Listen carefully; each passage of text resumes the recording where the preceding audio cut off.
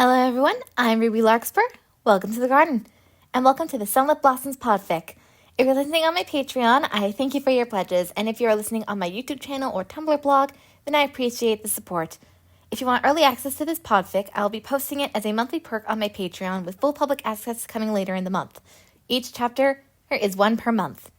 With that, let's get started. Sunlit Blossoms by Ruby Larkspur 21. When Nezuko Kamado went to sell her family's charcoal in place of Tanjiro, she never expected what she came home to the next morning. Her family slaughtered, and her older brother turned into a demon. Nezuko sees no option but to find a cure and destroy the monster responsible for the attack. It will be a long journey, one full of risks and obstacles at every turn. But for her family, what little is left of it, she will do anything. Chapter 1. Cruelty, Part 1. As she finished packing up the last of the charcoal, Nezuko looked up at the sound of footsteps in the snow to see Shigeru running towards her. "Are you going to the village, Nezuko?" the boy asked once he stopped in front of the basket of charcoal. "Can I come with you? Please, Nezuko?" "Sorry, Shigeru, but you can't come with me," Nezuko chuckled as she hoisted the basket onto her shoulders. "You know I'm not as strong as Tanjiro, so I won't be able to carry you and the charcoal if you get tired," she added before turning to their mother, Kie, after hearing her sigh. Kie approached Nezuko with a tired smile. "Come here, Nezuko," she said quietly as she pulled up a section of her smock and wiped away the soot on Nezuko's face. "There we go. A young lady like you shouldn't have soot all over her face." "I know, Mom, but it was going to happen anyways." "Are you sure you're okay going into town all by yourself?" Kie asked. "With the cold, I'm a little worried about how you'll fare."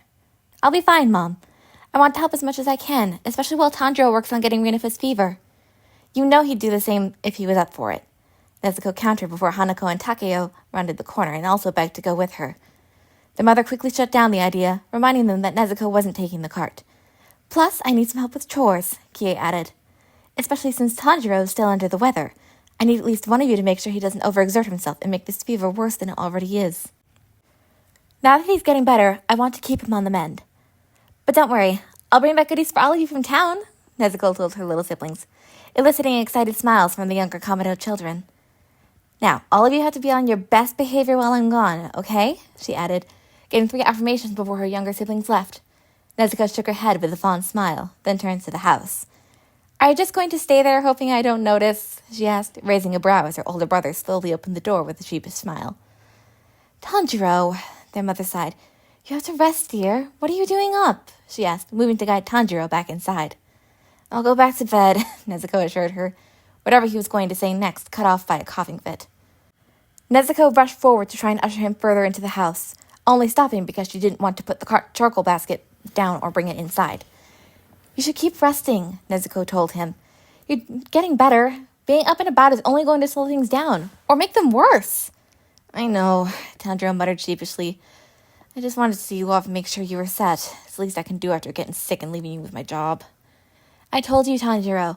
I'm happy to take over the deliveries for a while so you can get better," Nezuko assured him. "If I didn't want to, you know I wouldn't have offered. So just focus on getting this fever dealt with," she added. Tanjiro chuckled, sounding dangerously close to another coughing fit after a few seconds. He reached for one of his earrings, taking it out and holding it out to Nezuko.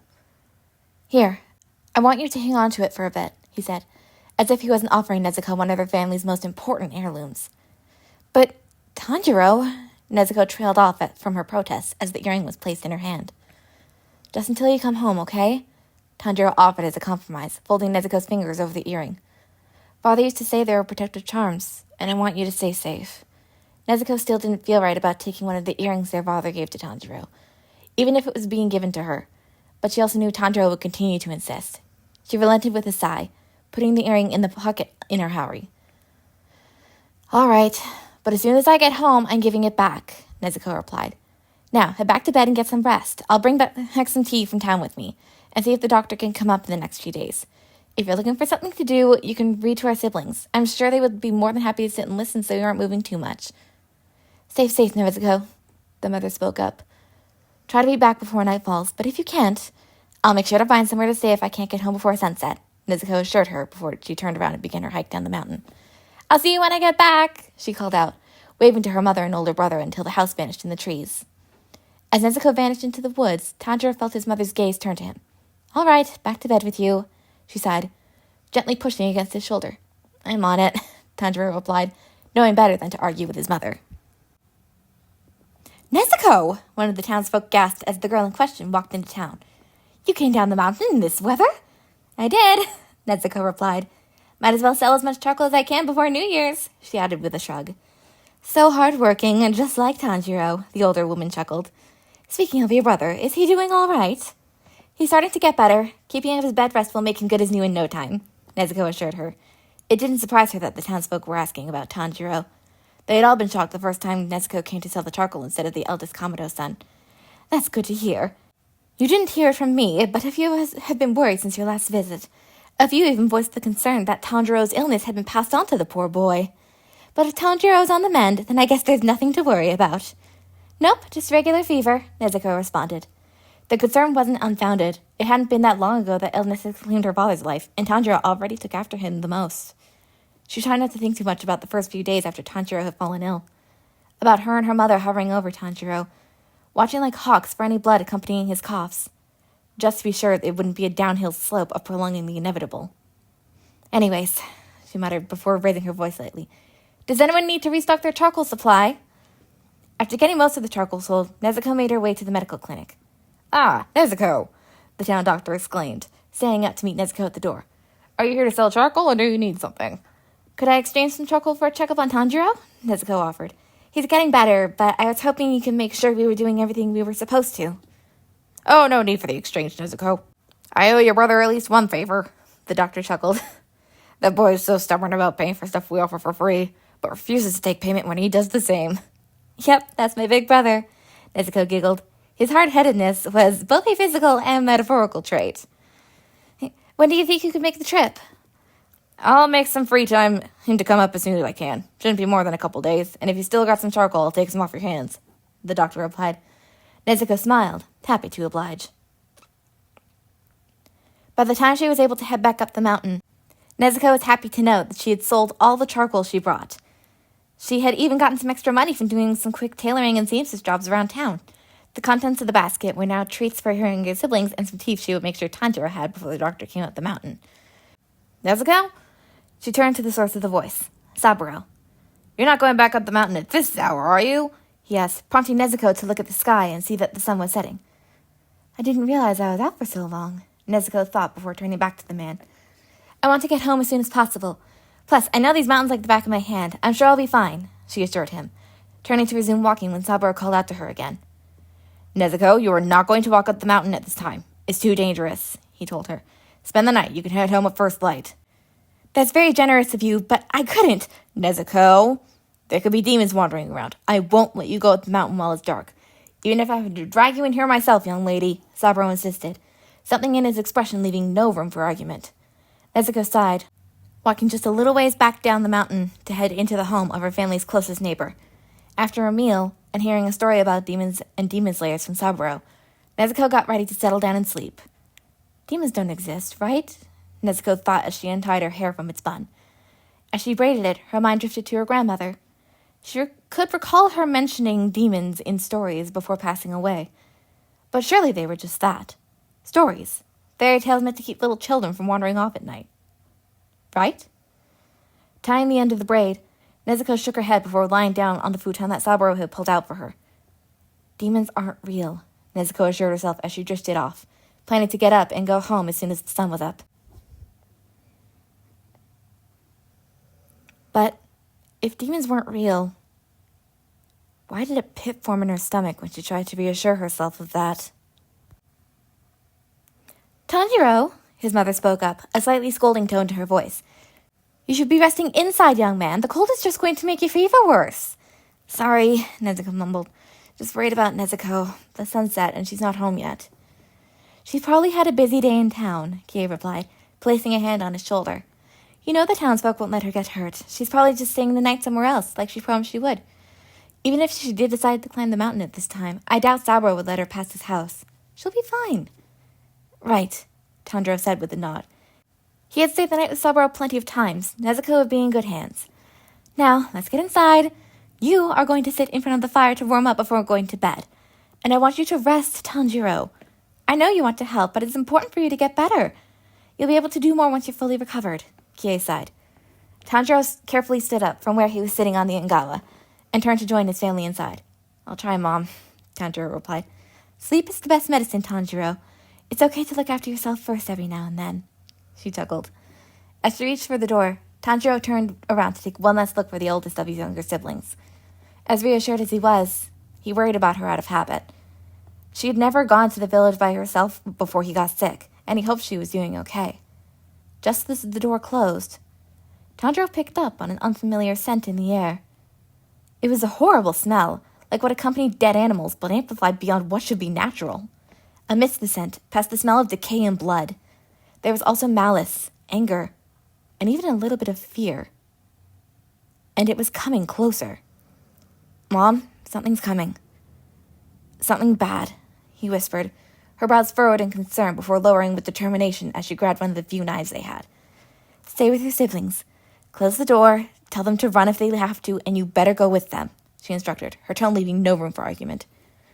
Tanjiro nodded, turning and making his way to his younger siblings. They all perked up when he entered. Where's Mama?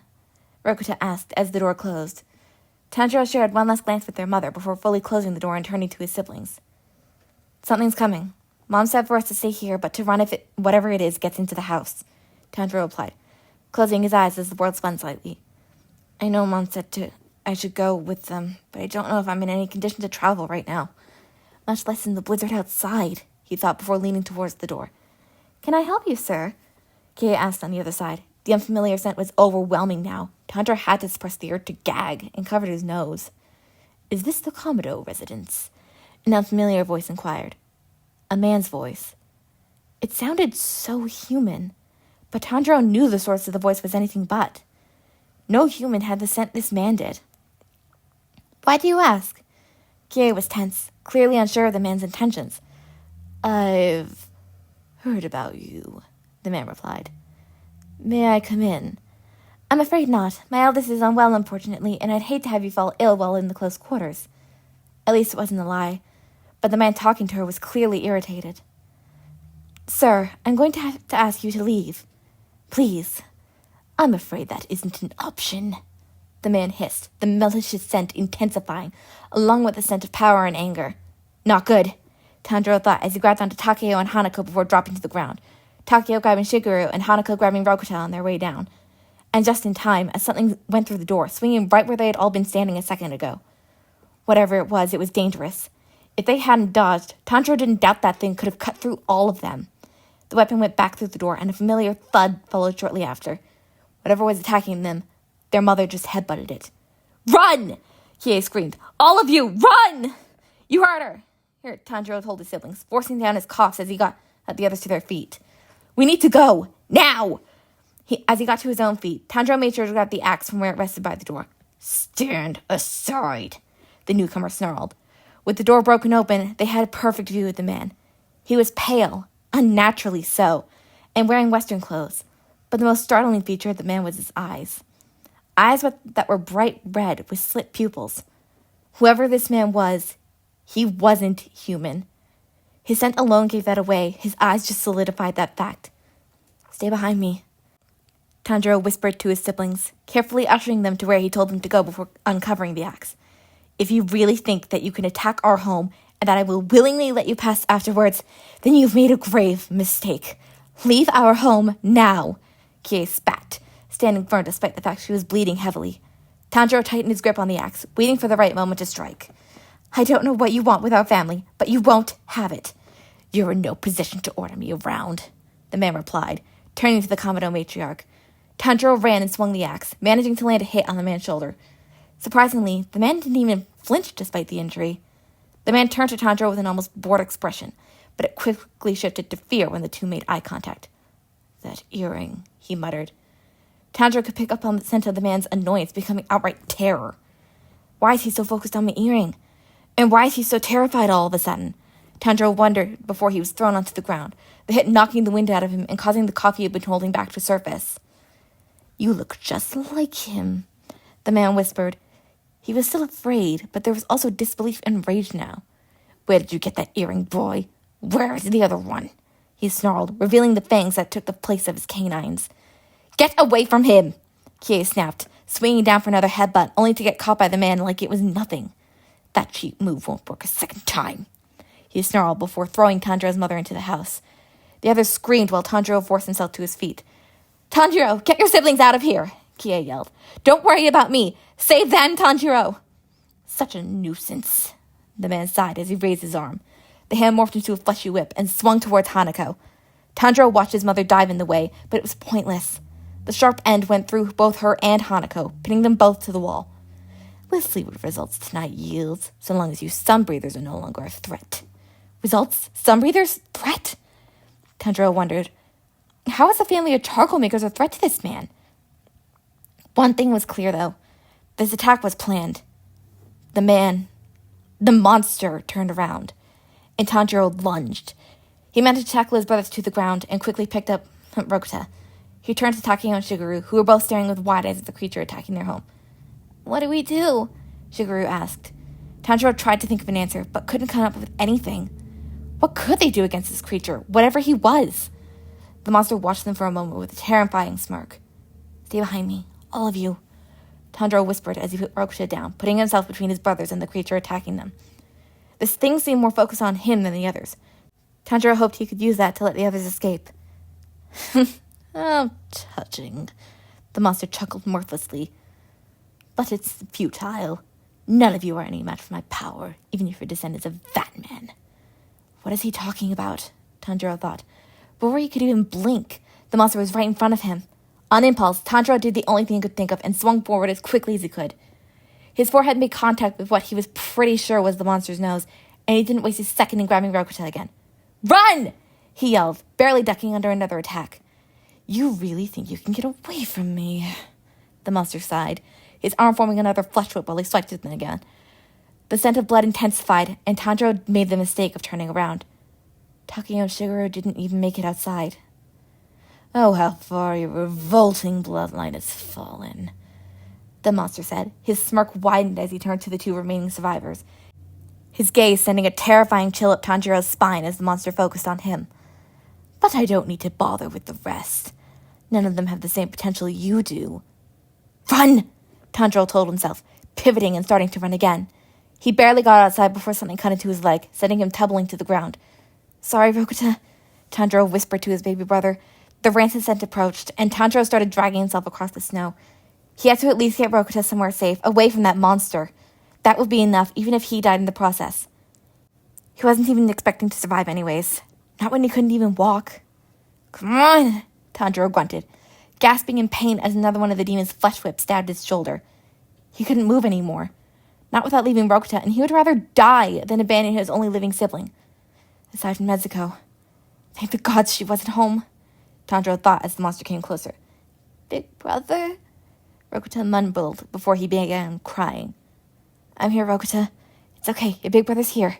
I promise I'll try to protect you, Tanjiro whispered, knowing it was an empty promise. He was in no condition to put up a fight. They would both be dead in moments. I wonder, the demon whispered. He glared as Rokuta sobbed again, his sneer revealing his sharp canines once again. I'll deal with this brat when I'm done with you, he snarled. If this succeeds, then perhaps I can finally create a demon to conquer the sun for me. And I'll be destroying that monster's legacy at the same time. What a wonderful night for me.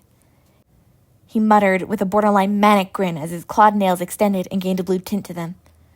Who is he talking about? What is he talking about? Tanjiro thought before the claws sunk into his neck. Rokuta cried again, but the monster silenced him quickly. A burning sensation spread through Tanjiro's veins, starting at where the claws were still planted in his neck. Don't worry, the pain will end eventually, though you're likely going to pass out from it, assuming my blood doesn't destroy your cells. The monster chuckled. Remember this name, boy. The name of your new master. Kibutsuji Muzan, he hissed, the name causing the burning in Tanjiro's blood to become painfully cold. I'm sure you'll make an excellent demon. I'm even generous enough to leave the corpses here, so you can start gathering power as soon as possible. I don't... Tanjiro was cut off by the clawed fingers digging further into his neck. It's not like you'll remember them when you wake up. You'll be too hungry to even think about them. If you survive receiving this much of my blood, then you'll have plenty of food. Kibutsuji replied with a malicious grin. I'll be sure to come back when you're done, assuming you survive until tomorrow night, of course. Then I'll erase all your memories of your human life and make you loyal to me. And once you conquer the sun, I will become a being of true perfection, he added before withdrawing his claws and stepping away from Tanjiro. Until then, enjoy your meal when you wake up. Sun breather. Memorize the scent, memorize the scent!